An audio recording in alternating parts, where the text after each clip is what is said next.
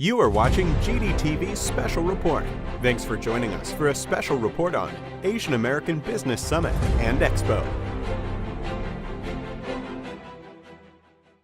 For the first time in U.S. immigration history, the largest number of first-year immigrants is not from a Latin country. China and India have now replaced Mexico as the largest sources of recent immigrants in the U.S., according to the U.S. Census. At 19.4 million strong and representing 6% of the total U.S. population, Asian Americans grew 46% from 2002 to 2014 and are now recognized as the fastest-growing multicultural segment in the U.S.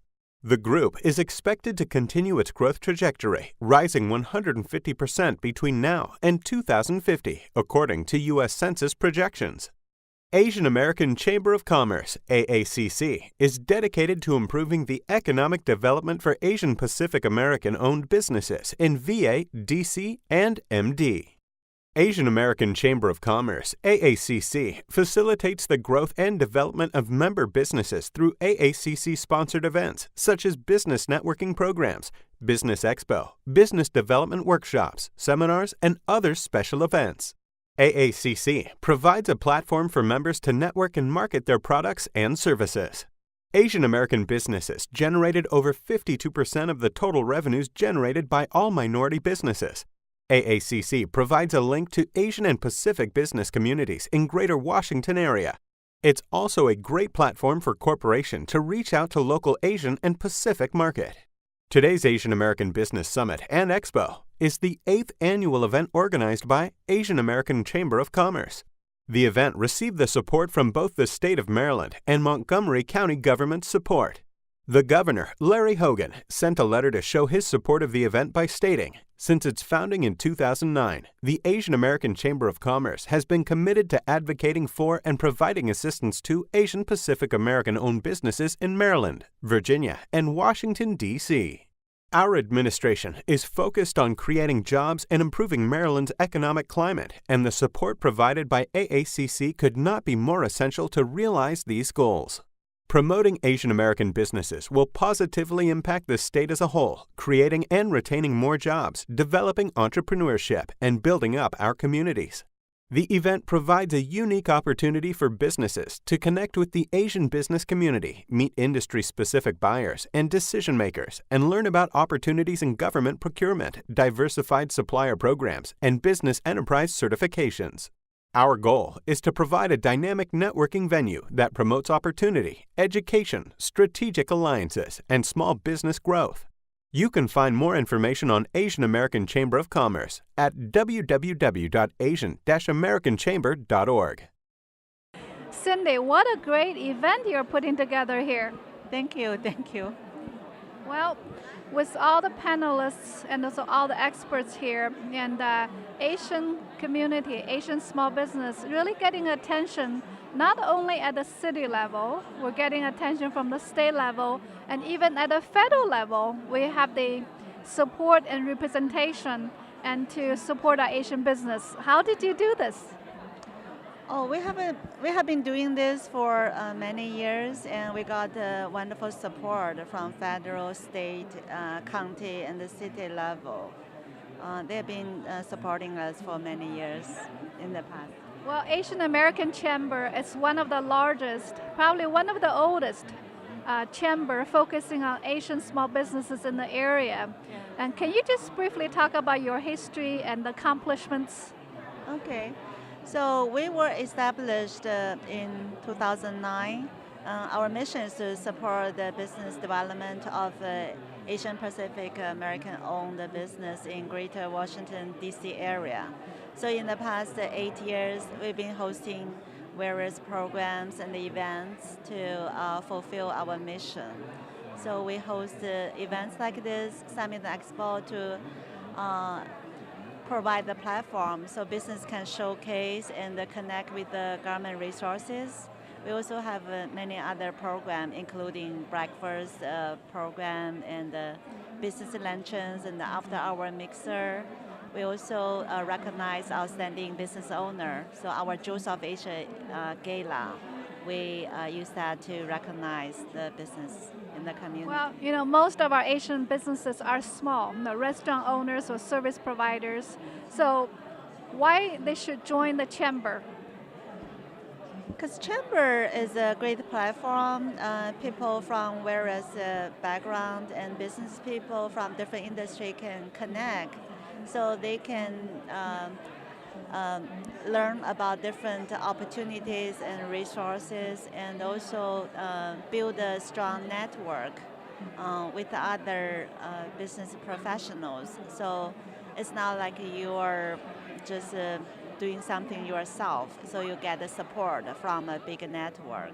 Well, that is so true, because from the vendors and also speakers today, there's a very wide variety from the government, both from federal, state, and city, and also from the business, from the banks, from the telecommunication and accounting. So all the support a small business need to be successful, all the resources are here under one umbrella. So I think you did a tremendous job to get all the support and into this to support our Asian small businesses. Thank you so much. It's a privilege to be here this morning. Thanks Cindy and the members of the Asian American Chamber for organizing this worthy event. But thank you for all that you do. So what kind of economic impact do Asian Americans have on the local economy? Oh, absolutely important. They are huge part of overall Maryland's economy. Give an example. There are 580,000 entities registered as small business in Maryland. And we have found out that more than 60% plus are either owned by minorities or women. So that tells you that this particular group is a tremendous source of strength in overall Maryland's economy. Well, I know the state of Maryland is not only focusing on Asian Americans locally and also globally from Asia, and I know state is very active in recruiting and promoting the state economy in those countries. Yes, that is very true. Governor is very focused on expanding and extending Maryland's reach globally. We are absolutely aware of the fact that we do live in this era called globalization, and in globalization, I think there's one thing that really sticks out, that which the governor is fully aware of, and that is you gain economic strength by connecting interdependent parts. And what that means is, if you have a nexus to your own home country, well, you have to leverage that by trading or bringing investment back and forth between here and your mother country. So we are fully aware of that, and we have done many outreach events and trade missions to accomplish that.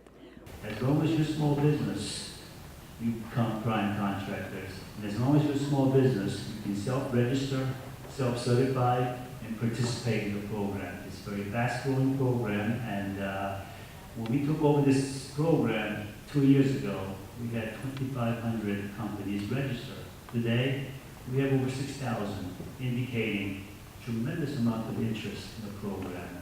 So today, we do close to $750 million of award, and it's growing at a tremendous rate.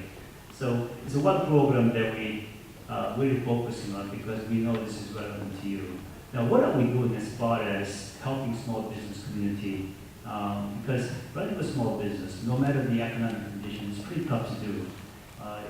You've got things that are changing around you, from globalization to on-demand economy to the Internet of Things, and so on.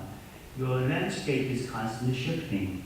So what to do? So governor, he focuses on macro, from the macro perspective. He's trying to improve the environment in which you compete.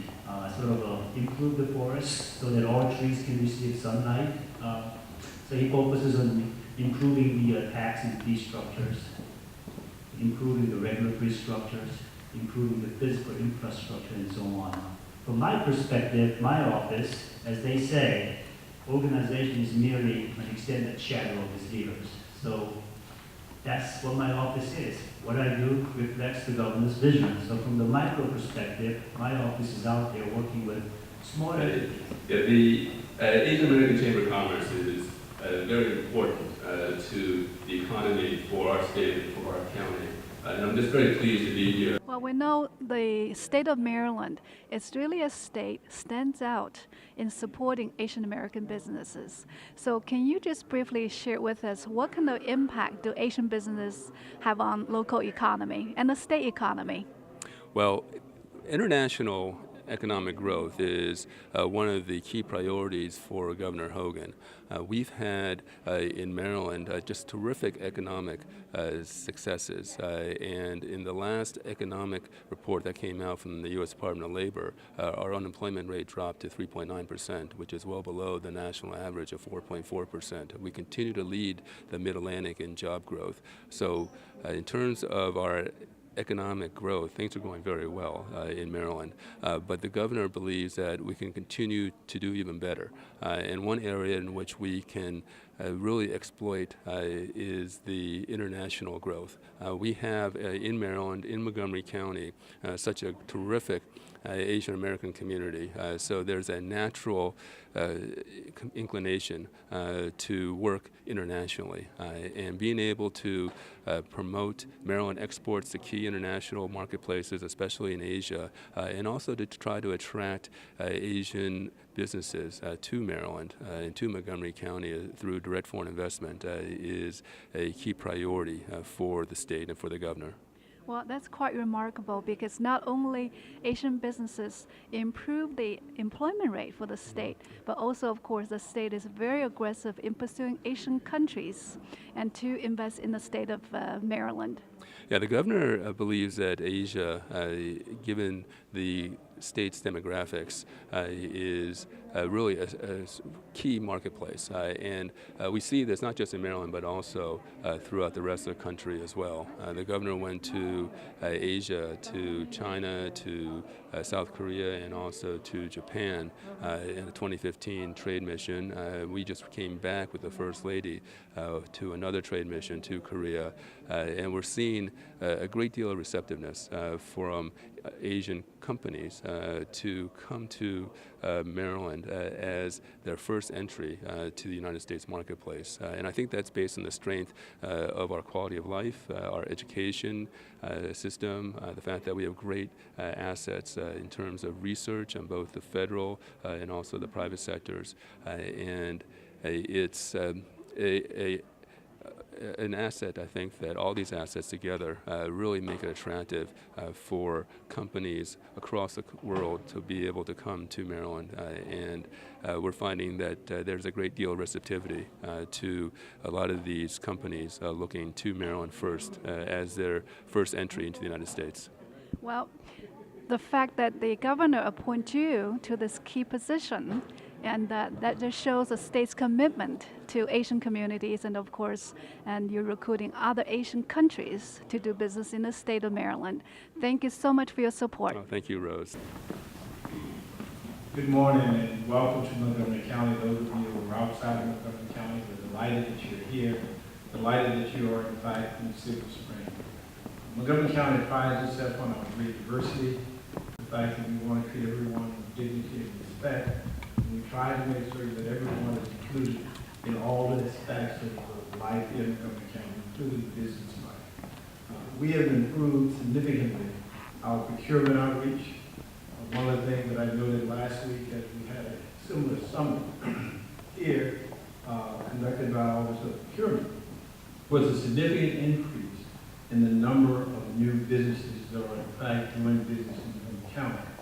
And overall, the percentage of minority female-owned businesses that are in fact engaged in business in Montgomery County.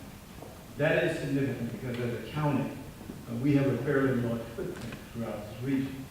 With a budget of $5.5 billion, which is fairly large for a county. And we do a great deal of work in terms of outreach to make certain that all people, every person has an opportunity to be included in what we are doing as a community. Our efforts are to try to reach as many people as possible to increase diversity of the businesses that are doing businesses in Montgomery County. We have a tremendous outreach program by our Office of Community Partnership.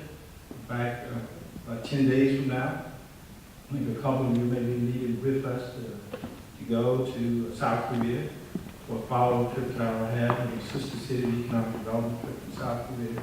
and back to China as well.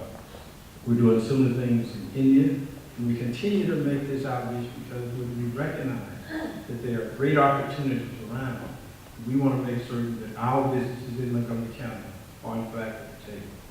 This is a tremendous opportunity. I really appreciate the great work that our governor is doing to reach out.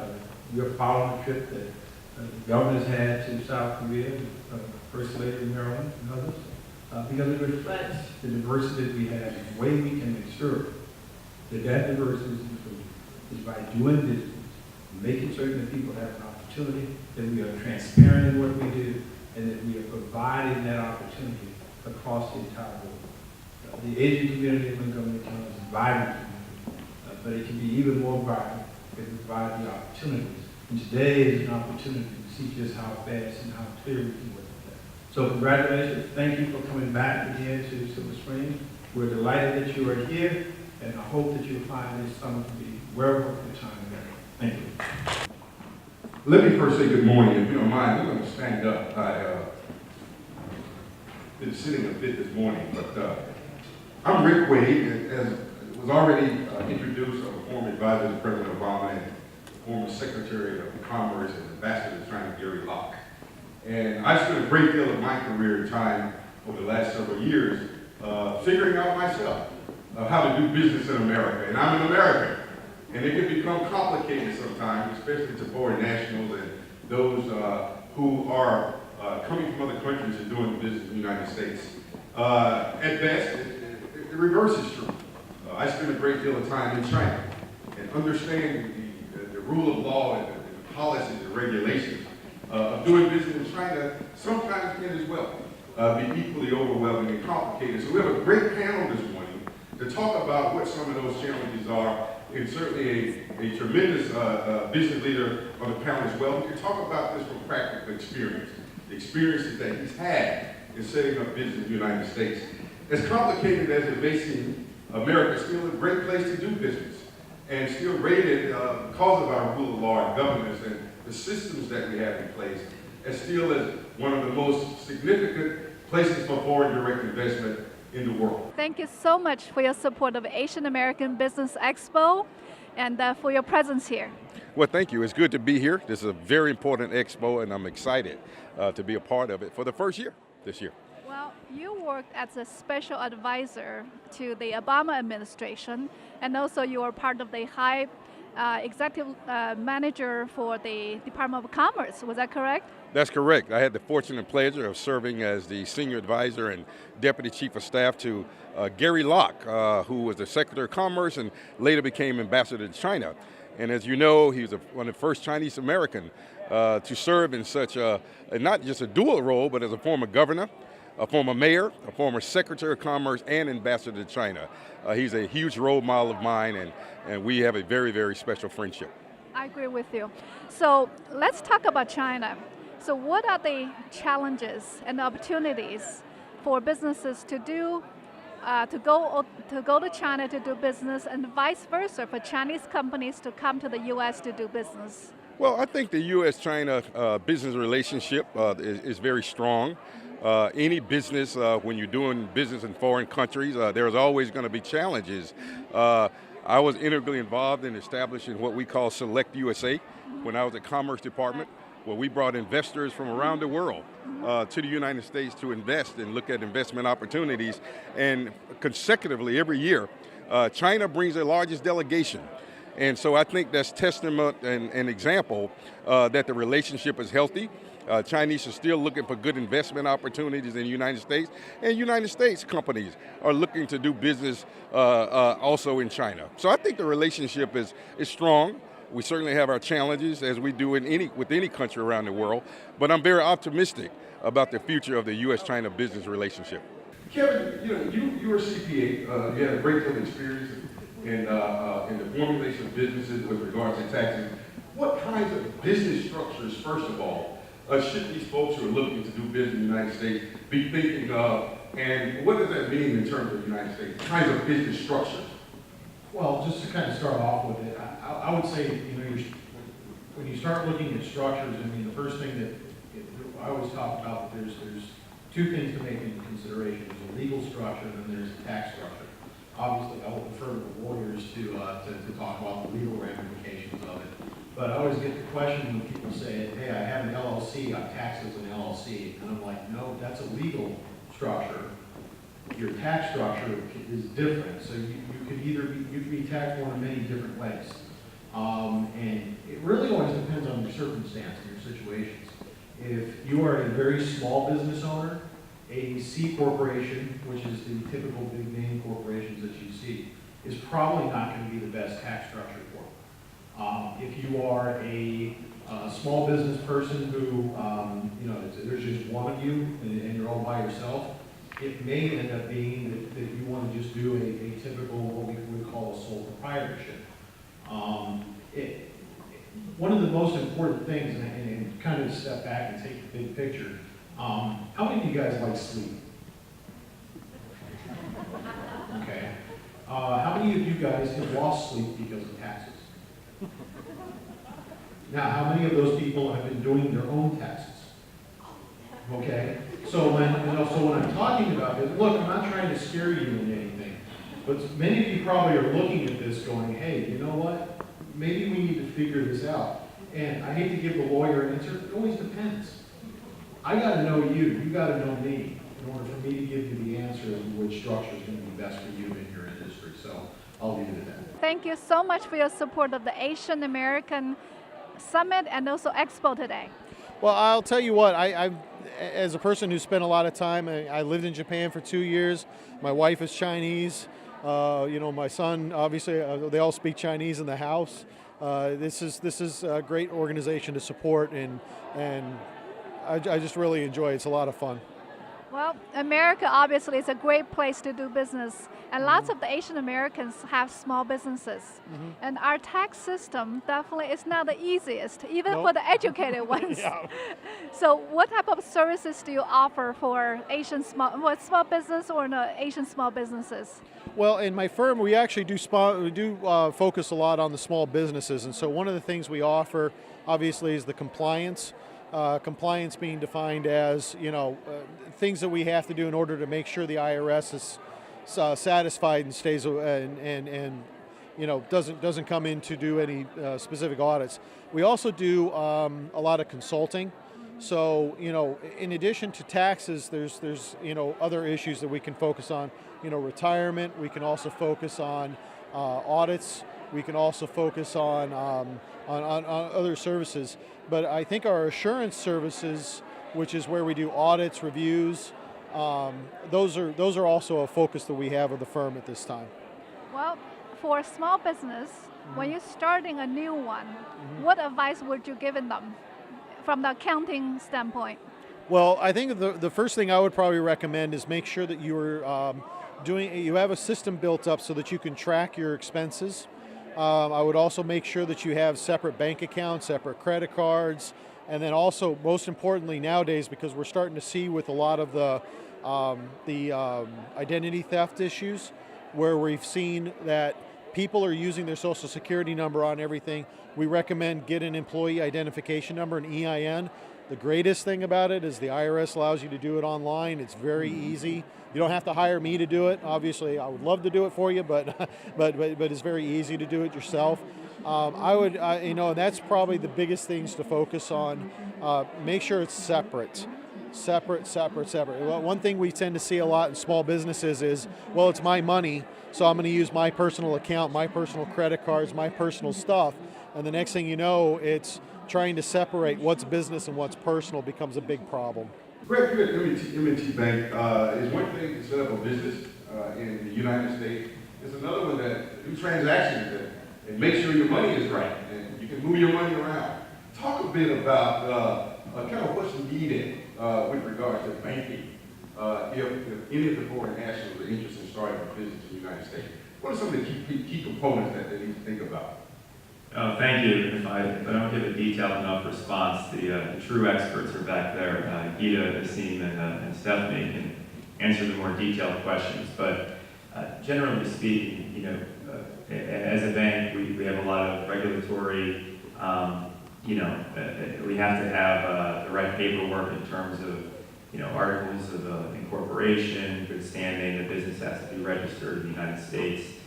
For instance, Gita has opened an account for, I think it was an English company from England, and they got registered through the state of Delaware, get their government-issued EIN number, and we have to also prove the address here in the United States.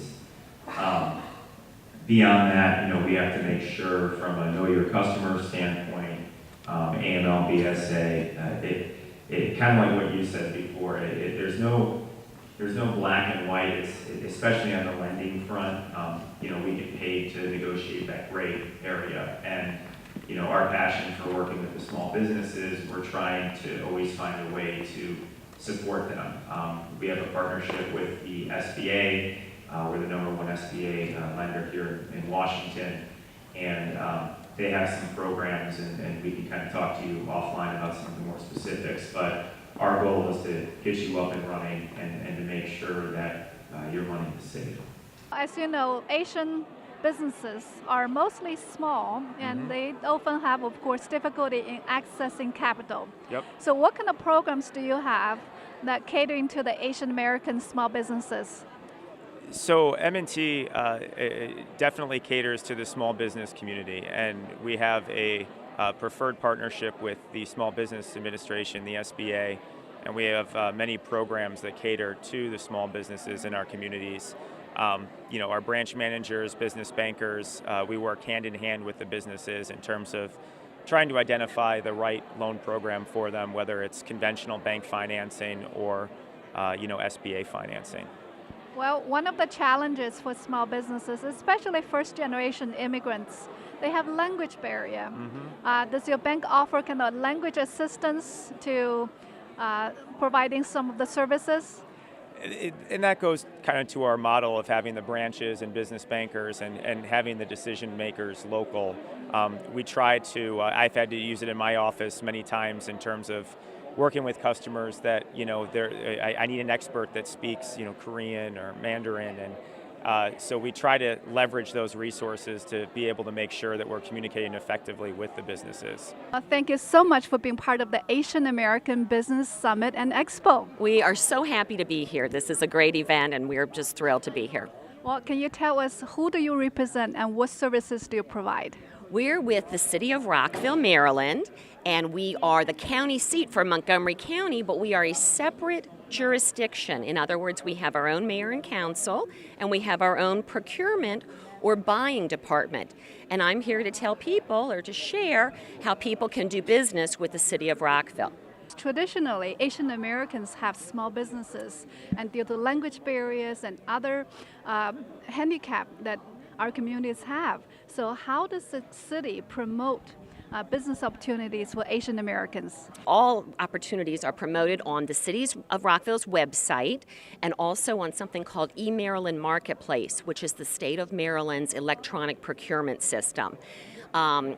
People what they can do is give me a call, and we can set up what I call one-on-one technical assistance, where we walk through the different paths. It's not always going to be here at the City of Rockville. It might be another path, initially, or there might be other procurement paths for them. But we want to get everybody actively engaged in their lines of business. Well, thank you so much for making those opportunities available to our Asian American business community. Thank you, Rose. It's great talking with you. Good morning, Brian. How are you? I'm doing great. Thank you for asking. Well, thank you so much for being one of the sponsors of this event. As you know, most of the Asian Americans have smaller business, so they are not a big business. So for services for them catering to not only individual but Asian small businesses, and can you tell us few reasons why we should choose T-Mobile? Like I was saying, that personal touch, the global reach, and then also the business solutions that are catered towards the smaller businesses, the 4 or 5 line businesses, the mom and pop, if you will, businesses, the dry cleaners, the restaurants, the small businesses of that nature. We thrive in that market space. You are watching Global Dragon TV's special report on Asian American Business Summit and Expo. Please tune in to our 24-hour channel for the next special report or visit our website at www.globaldragontv.com. If you want to be featured on our show, please contact us at globaldragontv@gmail.com.